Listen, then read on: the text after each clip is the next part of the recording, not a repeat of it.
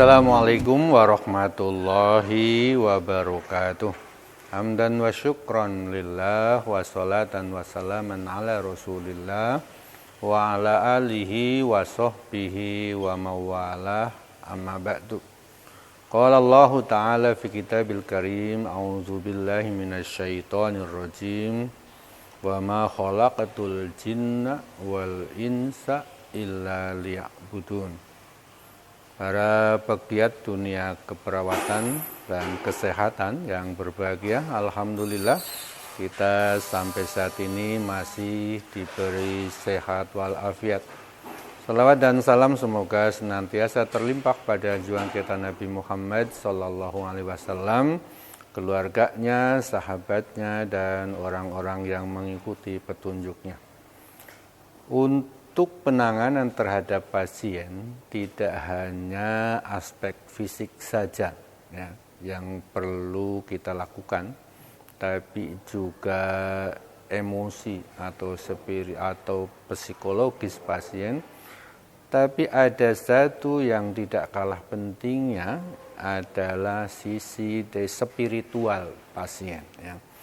Kenapa? Karena di saat orang itu sedang sakit, berarti dia dalam keadaan terpuruk, merasa dirinya lemah, dan pada saat itulah ia membutuhkan ya, kehadiran Tuhannya. Ya. Dan ini tentu adalah sesuatu yang sangat penting untuk disadari oleh para petugas atau tenaga kesehatan. Apalagi bagi kita sebagai sesama muslim ya, akan sangat baik jika profesi keperawatan itu menjadi ladang ibadah atau ladang amal bagi kita.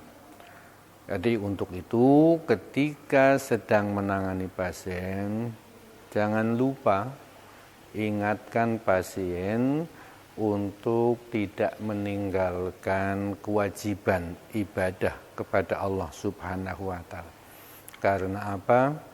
Karena ada ibadah yang tidak boleh ditinggalkan dalam kondisi apapun selama masih hidup dan akalnya masih berfungsi, yaitu adalah sholat.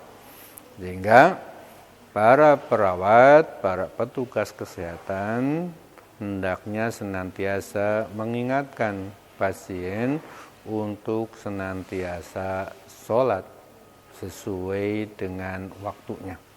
Jika mereka mengalami kesulitan, misalkan faktor bersucinya, maka ajarilah pasien itu untuk bertayamum. Dan sudah semestinya para perawat memahami tentang tata cara bersuci bagi orang sakit, yaitu dengan cara bertayamum. Bimbing pasien untuk tetap ya menjalankan ibadahnya, ajari dia itu tata cara bertayamum. Nah, setelah selesai bertayamum, bimbing pasien itu untuk menjalankan ibadah sholat.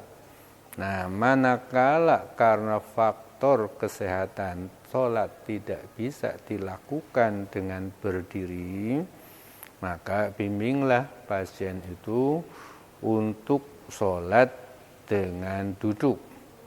Nah, ajari mereka bagaimana caranya sholat jika dalam keadaan duduk. Tapi jika memang sakitnya tidak memungkinkan mereka itu sholat dalam kondisi duduk, maka sholat bisa dilakukan dalam keadaan berbaring. Nah, penting bagi perawat, bagi tenaga kesehatan untuk ya tahu bagaimana cara orang sholat dengan berdiri. Jika tidak bisa sholat dengan berdiri, sholat bisa dilakukan dengan duduk, maka harus paham juga tata caranya. Misal, bagaimana rukuk dilakukan jika sholat dalam keadaan duduk, bagaimana sujud dilakukan jika sholat dalam keadaan duduk, termasuk bagaimana posisi ketika nanti tasyahud. Nah, demikian halnya manakala sholat dilakukan dalam keadaan berbaring, maka perawat juga harus bisa membimbing bagaimana cara takbiratul ihramnya, bagaimana cara ketika ruku, ketika sujud, dan seterusnya. Intinya adalah jadikan profesi perawat itu menjadi ladang ibadah, sebagai ladang amal, sebagai ladang dakwah. Dan jika kita telah memberikan kebaikan kepada mereka dengan membimbing mereka untuk tetap beribadah, baik dengan membimbing bagaimana cara bertayamum, bagaimana cara sholatnya, insya Allah profesi keperawatan yang para petugas sandang itu adalah profesi yang membawa keberkahan. Demikian, mudah-mudahan ada manfaatnya. Wassalamualaikum warahmatullahi wabarakatuh.